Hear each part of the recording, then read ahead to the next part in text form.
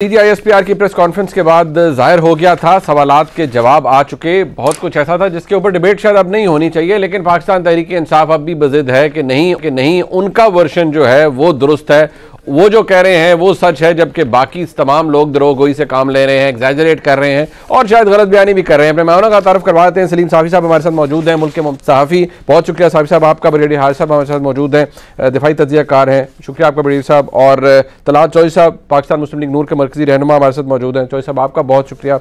और फैसल करीम कुंडी साहब पाकिस्तान पीपल्स पार्टी के मरकजी रहनुमा है, फॉर्मर डिप्टी स्पीकर हैं, बहुत शुक्रिया कुंडी साहब आपका भी। सबसे पहले ब्रिगेडियर साहब ये क्योंकि कल जो DGISPR ने कहा वो ज़रा रिकॉर्ड के लिए मैं ज़रूर सामने रखना चाहूँगा, और ज़रा इसकी तरीक़ इसलिए ज़रूरी है कि जब एक बयानिया आ गया है तो अब ये जो एक काउंटर बयानिया बनाने की कोशिश की जा रही है, इसका नुकसान क्या होगा और इसका खात्मा कैसे मुमकिन है। लेकिन वो गुज़श्ता रोज़ जो DGISPR ने कहा जनरल बाबर इफ्तिखार साहब ने, उसकी अहमियत बहुत ज़्यादा है और वो एक सियासी मामले की तरफ निशानदेही कर रहे हैं कि इमरान खान साहब की हुकूमत जब मुश्किल में थी तो बीच बचाव के लिए उन्होंने क्या कहा, किससे रब्ता किया, क्या दरख्वास्त की, ज़रा सुनिए।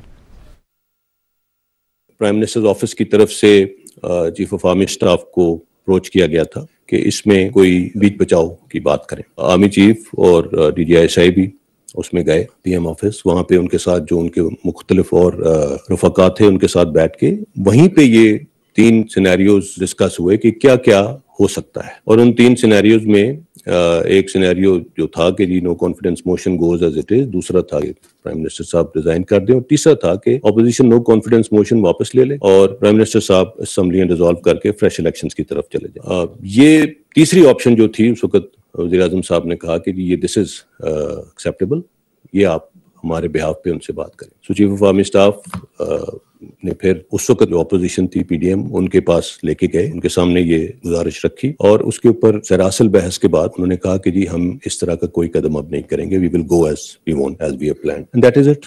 कोई ऑप्शन एस्टैब्लिशमेंट की तरफ से ना दिया गया ना सामने रखा गया।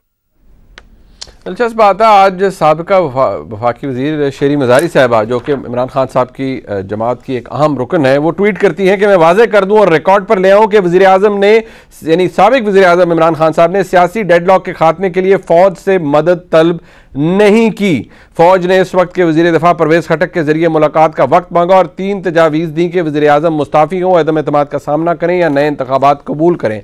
अब सबसे बड़ा फ़र्क यह है कि DGISPR गुज़श्ता रोज़ फरमा रहे थे कि प्राइम मिनिस्टर ऑफिस ने रब्ता किया और बीच बचाव के लिए कहा जो मामला PDM के साथ या अपोजिशन के साथ चल रहे थे, जबकि उनका बयानिया ये है कि नहीं हमने तो किसी को कहा नहीं, उल्टा जो आर्मी चीफ की तरफ से या पाकिस्तान की फौज की तरफ से रब्ता किया गया परवेज़ खटक साहब से। अब ये एक ऐसी डिवीजन है और एक ऐसा कॉन्ट्रडिक्शन है जो मजीद क्लैरिटी रिक्वायर करती है। लेकिन गुज़श्ता रोज़ DGISPR की प्रेस ब्रीफिंग के बाद इसका जवाब आ गया था। लेकिन बड़ी साहब मुझे ज़रा सबसे पहले ये बताएं, कल आ गया obviously as a military man, बड़ी क्लियर और बड़ी कैलकुलेटेड बातें थी जो जनरल साहब ने कर दी।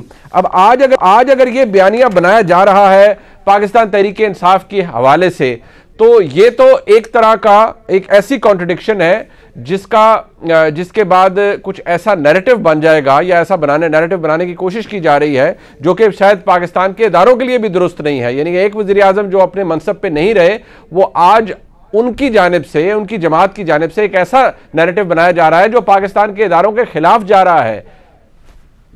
देखें अवनीब, ये एक बड़ी जरूरी ये प्रेस कॉन्फ्रेंस थी, उन्होंने बहुत सोच समझ के और नपे-तुली सारे अल्फाज पर इस्तेमाल किए हैं।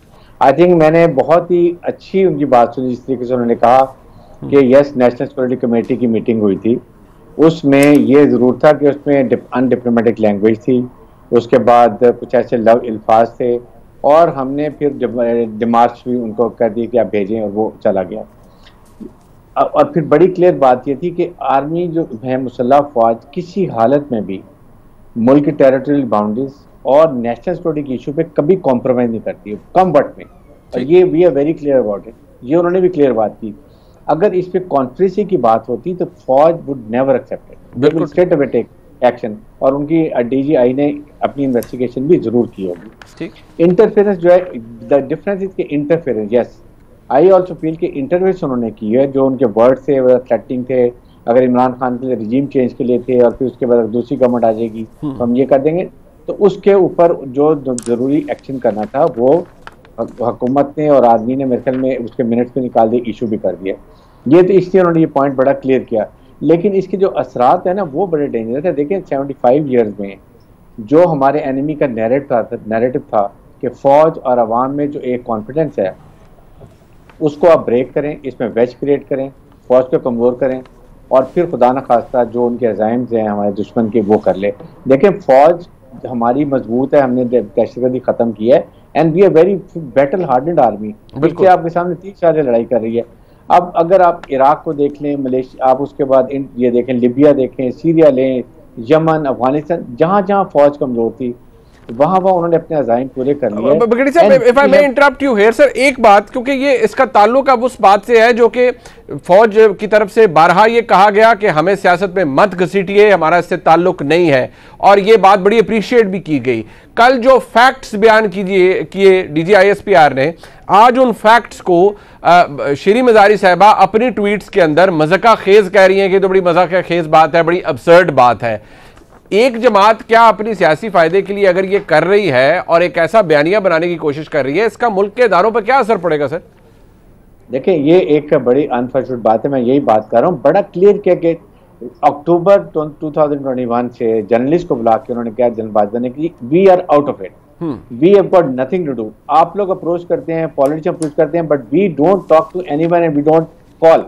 आपके सामने किसी ने ऑपोजिशन जो गवर्नमेंट में आई है पार्टी, इन्होंने भी ये नहीं कहा कि हमें किसी ने टेलीफोन किया। ठीक है, तो उसके बाद इसको फिर इस वक्त मुतनाज़ा करना ये बड़ा ही खतरनाक खेल है, जिसमें आपको पता है कि इंडिया के कितना उसमें ग्रुप है, फिर वेस्टर्न कंट्री। बिल्कुल ठीक है, I'll come back to this, दोबारा आपसे सर इसके बात करूंगा। सावी साहब, ये क्या सोच है, ये जो आज शेरी मजारी साहिबा एक पढ़ी लिखी खातून है, यकीनी तौर पर इमरान खान साहब की जमात का एक बहुत बड़ी मजबूत रुकन है, जब वो ये बातें ट्विटर के ऊपर कर रही हैं और वो अल्फाज जो कि DGISPR ने गुज़िश्ता रोज बड़े क्लियर नपे तुले अल्फाज में स्टेट कर दिए, फैक्ट्स जो हालात थे, आज उन्हें मज़ाक़ खेज कहा जा रहा है कि नहीं ऐसा तो कुछ है ही नहीं, कोई राब्ता किया ही नहीं गया हमारी तरफ से, तो बल्कि फौज ने हमसे राब्ता किया।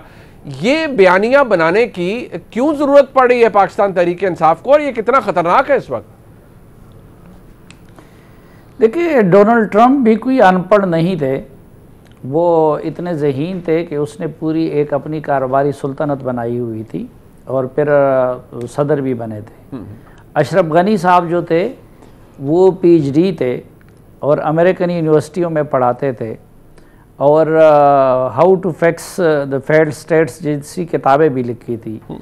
लेकिन ये सियासत ऐसी बेरहम चीज़ है कि इसमें इसी तरह के झूठ बोलना पड़ते हैं। अब पहली बात तो ये है कि ये वही शेरी मजारी साहब आए ना, जिसने आज से चंद रोज़ पहले ये भी ट्वीट किया था कि इरशाद भट्टी साहब को जियो से निकाल दिया गया है, और इरशाद भट्टी साहब जो है फिर आके अगले दिन जियो पे बैठे रहे, हालांकि वो छुट्टी पे गए थे।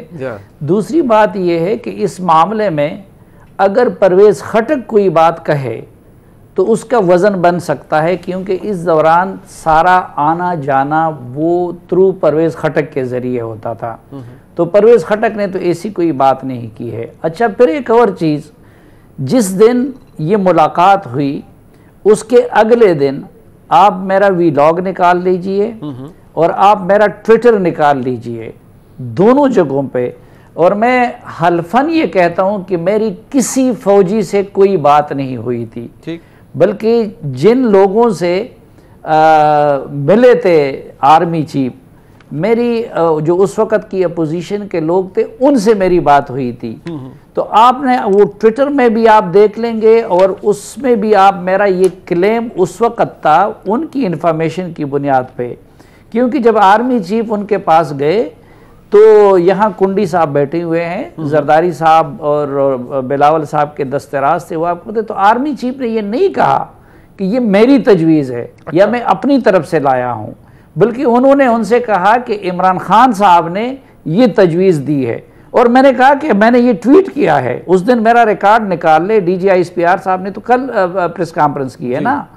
और ये मुझे अपोजिशन के तीनों बड़ी जमातों की तरफ से ये चीज़ मिली कि आर्मी चीफ ने ये वजाहत कर ली कि जी ये इमरान खान साहब की तरफ से तजवीज़ है, ये 3 तजावीज़ है, वो मैं आप लोगों को सिर्फ कन्वे कर रहा हूँ। और अपोजिशन वालों ने कहा कि हमने उनसे कहा कि नहीं जी, हम इलेक्शन वगैरह वो नहीं मानते। तो मैं तो DGI-SPR की प्रेस कॉन्फ्रेंस से कबल मैंने आपको बता दिया कि उस वक्त की बात है, दोनों चीज़ें रिकॉर्ड पे मौजूद है, मेरा ट्वीट भी मौजूद है, मेरा वीलॉग भी मौजूद है और बाकी आप कुंडी साहब से तस्दीक कर सकते हैं कि इनकी लीडरशिप को क्या बताया गया कि क्या वो आर्मी चीफ की अपनी तजवीज़ थी या कि उन्होंने इमरान खान की तरफ से सिर्फ एक पैगाम रसा का किरदार अदा किया था। साबिर साहब, ये सोच ये जो इस वक्त कर रही है पाकिस्तान तहरीक इंसाफ, इमरान खान साहब बड़े जलसे भी कर रहे हैं, कल भी उनका जलसा होने जा रहा है, अगर यही बयानिया बनाना है तो ये कितना ख़तरनाक है, क्योंकि जब पाकिस्तान की फ़ौज की जानिब से जो कल प्रेस कॉन्फ्रेंस की गई वो एक एक्स्ट्रा ऑर्डनरी प्रेस कॉन्फ्रेंस थी। दोबारा कहा गया सियासत में फ़ौज को ना घसीटिए, फ़ौज एक बड़ा सेंसिटिव काम कर रही है। इस वक्त भी as we speak Afghanistan border के ऊपर, पाक अफगान बॉर्डर पे क्या हो रहा है, लेकिन जब आप कौमी इदारों को इस तरह उनकी बातों को झुटलाएंगे तो इससे क्या असर पड़ेगा उन इदारों के ऊपर? नहीं, अब पहली बात यह है कि आपने सारा बयानिया झूठ पे सारी इमारत खड़ी कर दी है, और वो भी ऐसे मामला जो पाकिस्तान की नेशनल सिक्योरिटी और पाकिस्तान की खारजा पॉलिसी से मुतालिक है। ठीक है, अब देखें, पहली बात अमरीकी अड्डों की बात कह रहे हैं, एब्सोल्युटली नॉट की। अब कुछ बेवकूफ़ लगे हुए हैं, मेरा भी एक पुराना क्लिप, अब ट्रंप के दौर में एक पॉलिसी थी कि वो अमरीका अफगानिस्तान में भी अड्डे रखना चाहते थे और यहाँ पे भी रखना चाहते थे।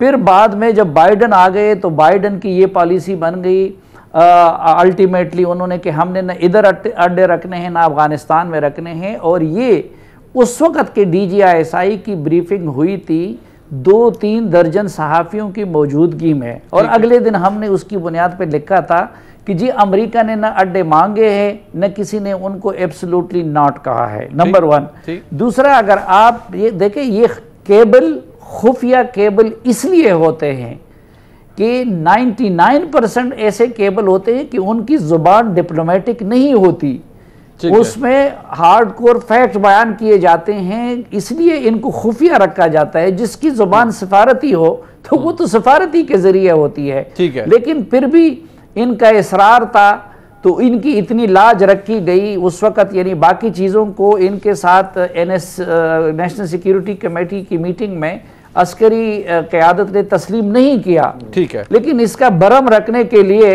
एक जो इन्होंने बच्चों की तरह जिद शुरू की थी उस केबल को बुनियाद बना के, तो उन्होंने कहा कि ठीक है बस आप लोग अगर इस तरह हैं तो लेकिन वो भी लैंग्वेज अगर थ्रेटनिंग है तो उसकी बुनियाद पे वो कर ले। लेकिन हर खुल गई। मैं कहता हूं कि आप अगर किसी और मुल्क के निकाल दे, सब ममालिक के, ठीक है, तो आपको 90% खुफिया केबल ऐसे मिलेंगे, इसलिए वो खुफिया रखे जाते हैं। उसकी भी कलाई खुल गई, दुरुस्त कह रहे हैं।